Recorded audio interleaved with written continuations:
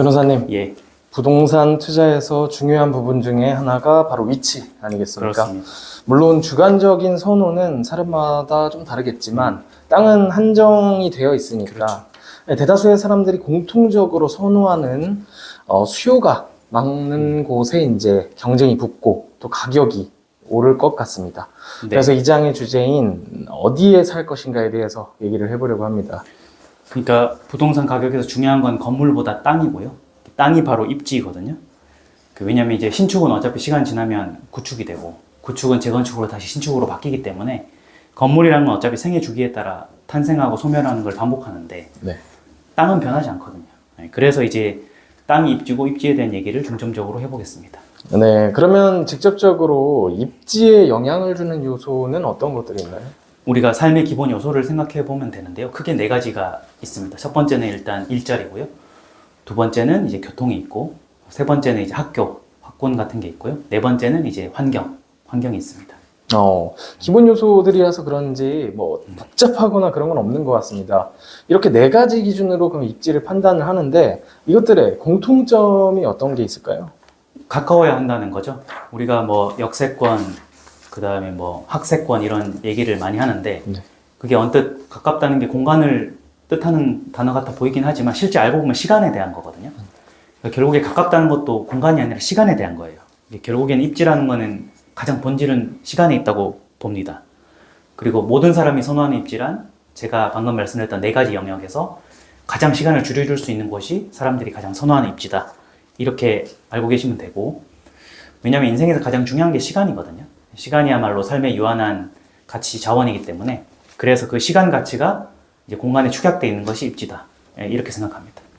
그럼 결국 입지라는 것은 이제 삶의 중요한 영역에서 얼마나 빠르게 갈 수 있는지 또 불필요한 시간을 얼마나 줄여줄 수 있는지 이를 통해서 뭐 자유시간을 얼마나 내가 확보할 수 있는지 이런 거랑 연관이 되는 것 같은데요.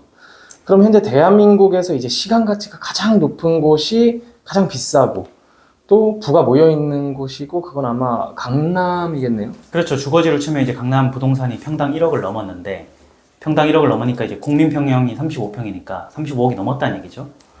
강남 아파트가 왜 이렇게 비싸냐 하면은 앞서 말씀드렸던 네 가지, 그러니까 직장까지 거리, 그 다음에 교통, 그 다음에 이제 학교, 학원, 그 다음에 기반시설, 편의시설까지의 거리 네 가지 영역이 모두 가깝기 때문에 그 네 가지 영역의 시간 가치가 한 곳에 몰려있기 때문에 가장 비싼 거거든요. 네. 그러니까 우리가 이제 서울로 치면 3대 업무 지구라고 하는데 강남, 도심, 여의도라고 해도 강남의 일자리가 압도적으로 많고요. 그만큼 이제 일자리가 많으니까 직주근접이 적용된다는 거죠. 그 다음에 설령 다른 그 지역에 일자리가 있다 해도 강남에서 교통이 가장 편리하니까 교통면에서도 시간을 가장 줄여줄 수 있고, 그 다음에 뭐 반포동이나 대치동이 우리나라의 최고 학군지로 명성을 떨치고 있듯이 네. 자녀들의 가장 우수한 학교와 그 학원까지 거리도 짧고 부모가 이제 데려다주는 시간도 절약되는 거고요. 그 다음에 뭐 우리나라의 최고의 그 최고 수준의 편의시설, 백화점, 마트 이런 것도 강남이 가장 많으니까 그까지 가는데 또 시간이 절약되는 거예요. 그러니까 결론적으로는 가장 삶에서 중요한 네 가지 영역 모두 시간이 획기적으로 줄어들기 때문에 가치가 제일 높습니다.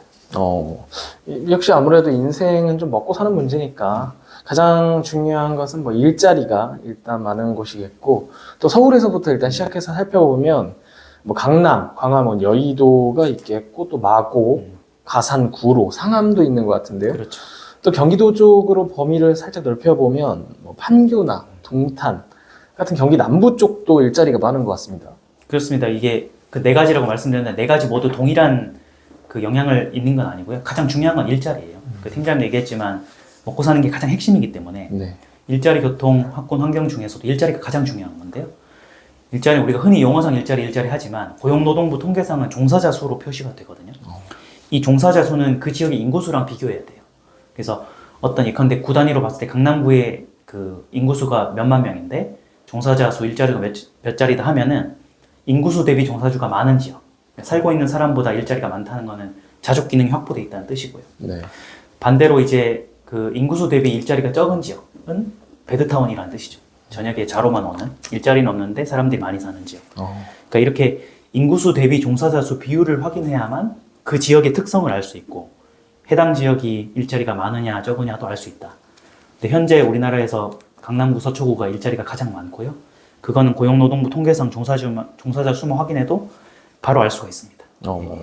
네, 방금 말씀도 또 해주셨고, 물론 책에 더 자세한 내용은 기재가 되어 있습니다. 종합적으로 일자리가 몰려 있고, 또 소득이 높은 지역이 이제 부동산 입지가 좋은 곳이라고 해주셨는데요. 네네. 근데 일자리 자체를 품고 있는 지역이 많지 않습니다. 많지 않죠. 네. 네. 그럼 이 부분은 어떻게 생각하실까요? 그러니까 일자리는 제가 3대 업무 지구를 제외하면은 골고루 퍼져 있지 않기 때문에 네. 일자리는 업무 지구가 클러스터를 이루고 있기 때문에 몰려 있거든요. 그래서 모든 지역에 일자리가 많지는 않아요. 그러면은 다른 지역에 영향을 미치는 건 교통인 거죠. 그러니까 자체 일자리가 없다면은 일자리까지 얼마나 가까우냐가 핵심인데, 그래서 사실은 서울 경기권을 확장하면 교통이 두 번째로 중요하다고 볼 수 있고요. 가장 빠르고 환승 없이 가장 편리하게 갈 수 있는 곳. 이게 이제 교통이 아파트 가격에 영향을 미치는 이유죠. 그렇군요. 그러면 서울 수도권 기준으로 교통의 핵심하면 이제 떠오르는 게 지하철이 가장 먼저 떠오릅니다. 이 자차나 이제 버스도 있겠지만 지하철의 장점이 역시 정시성 예측. 이게 무시를 못 하거든요.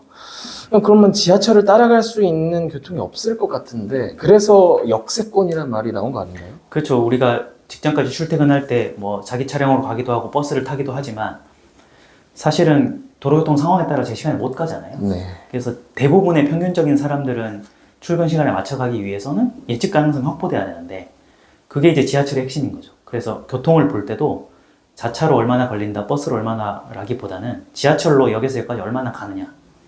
그 다음에 내가 살고 있는 아파트 지역에서 역까지 도보로 얼마나 걸리냐. 그 다음에 지하철을 타더라도 환승을 하냐 안 하냐. 이 세 가지가 영향을 미치거든요. 그게 단순히 시간적으로도 영향을 미치지만 체력적으로도 영향을 미치기 때문에. 네.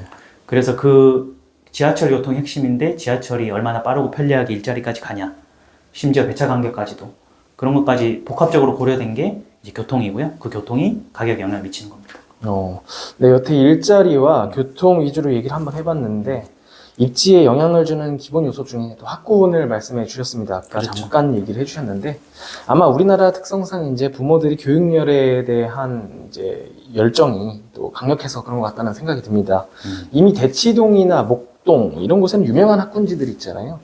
그럼 이런 유명한 학군지들은 어떻게 생기는 건가요? 그 학군지 발달의 역사를 좀 공부해보면 학군이 먼저 생기는 게 아니라 일단 사람이 먼저 와야 되잖아요. 네. 그 사람이 오는 거는 보통 신도시가 개발되거나 아니면 이제 택지 개발 사업을 해가지고 그 대규모의 아파트가 동시에 들어오는 게 되게 중요해요. 그러니까 규모는 크다 해도 시차가 있게 들어오는 것보다는 동시에 들어오는 게 중요해요.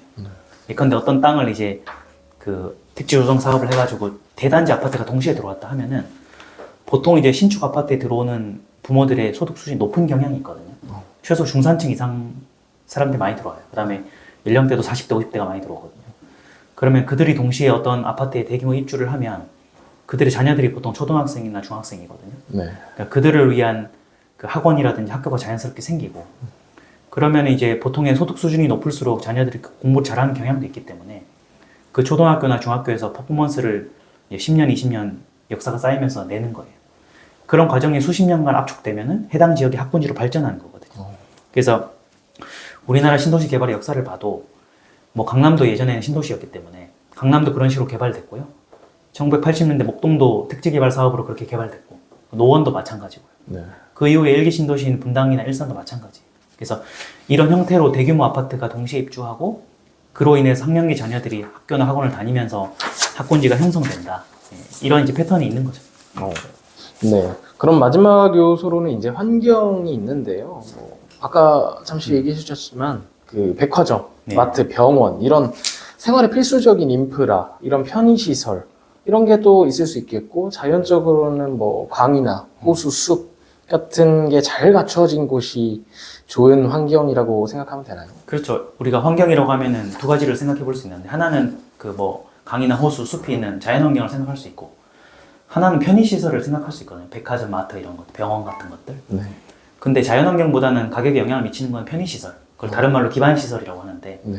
이 환경을 볼 때는 기반시설이 얼마나 잘 돼 있냐라고 보는 거죠. 그러니까 강남이라는 게 자연환경이 잘 돼 있는 건 아니잖아요. 뭐 호수나 강이 없기 때문에 한강 조망이 있겠으나 지역에 숲이 별로 없거든요. 근데 강남은 백화점이나 편의시설, 기반시설이 워낙 잘 돼 있기 때문에 환경이 우리가 좋다고 평가하는 거예요. 그래서 이 환경이라는 개념을 잘못 해석하면 저기 한적한데 자연환경이 좋은데 갈수록 뭔가 여건이 좋으니까 가격이 비싸다고 착각할 수 있는데 그게 아니고요. 네. 환경이랑은 기반시설이다. 이렇게 하시면 됩니다. 네. 지금까지 입지에 영향을 주는 네 가지 요소들에 대해서 한번 얘기를 나눠봤습니다. 사실 부동산 얘기를 하면 가장 많이 하는 질문 중에 하나가 앞으로 어디가 오를까요? 어느 지역이 좋아질까요? 뭐 이 지역이 뜹니다. 이 네. 지역은 사지 마세요. 뭐 여건 이런 얘기들이 대부분인데요. 이런 질문들에 대해서 한 말씀 해주신다면요. 그 어디에 사는지를 사람들이 집중을 왜 거기에만 집중하냐 하면 바로 피부로 와닿기 때문에 너는 지금 어디 살고 다른 사람 어디 사는지가 바로 보이기 때문에 자꾸 여기에 집중하는 경향이 있는데요. 제가 제 책에도 밝혔지만 부동산 가격을 결정하는 여러 가지 기준들이 있는데 어디에라는 것도 중요하긴 한데 핵심은 아니에요. 그보다는 제가 앞장에서 얘기한 것처럼 부동산이라는 건 언제 살 건가, 왜냐면 고유의 가격 주의가 있기 때문에, 그리고 언제 얼마에 살 것인가가 어디에 살 건지보다 훨씬 중요하다.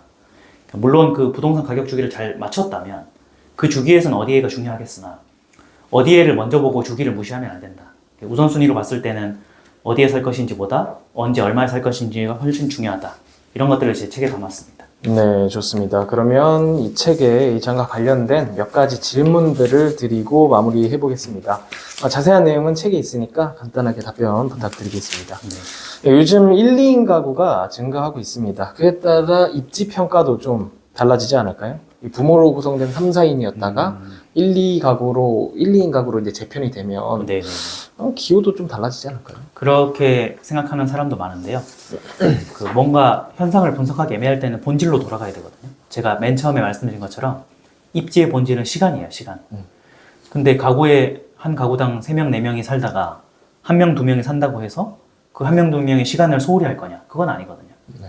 그러니까 가구 구성원이 몇 명인지와 무관하게 삶에서 가장 중요한 가치인 시간의 중요성은 똑같은 거예요.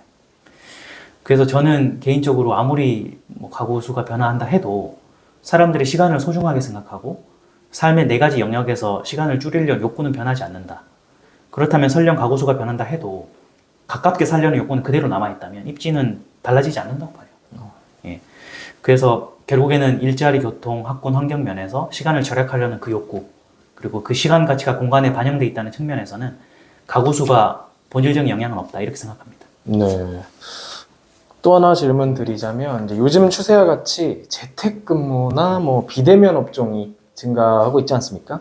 그래서 뭐 꼭 과거처럼 모여서 일을 해야 된다, 이런 얘기보다는 그런 필요성이 좀 더 떨어진다면 직장 가까운 곳에 거주를 하려는 이런 수요가 좀 줄어들지 않을까요? 그 코로나 때 특히 이런 얘기가 많았는데 앞으로 그 중심 상권의 오피스가 다 공실이 생기고 재택근무나 하이브리드로 전환이 되면 예전만큼 일자리에 파급력이 없다. 그래서 직주근접도 무너질 거다라는 그런 얘기를 한 사람이 있었는데요. 생각해보면 그 산업구조가 4차 산업혁명으로 재편되면 가장 중요한 게 인재거든요. 그러니까 기계가 아니라 사람이에요. 결국 사람 머리에서 부가가치가 나오기 때문에 뛰어난 사람을 어디서 확보할 수 있냐. 그러면 사람들이 뭐 사무실이 필요 없다고 해서 외곽으로 가버리면 직원을 뽑기 힘들잖아요. 네. 뛰어난 직원들은 결국 도심으로 올 수밖에 없고 뛰어난 인재를 구하려는 회사도 결국 다시 도심으로 몰릴 수밖에 없어요. 그래서 아무리 재택근무가 되고 그 비대면이 활성화된다 해도 결국에 앞으로 4차 산업혁명 시대의 핵심은 인재이기 때문에 고급 인재를 확보하려는 욕심 때문에 도심으로 모여들게 될 것이다. 저는 이렇게 생각하는 거죠. 네.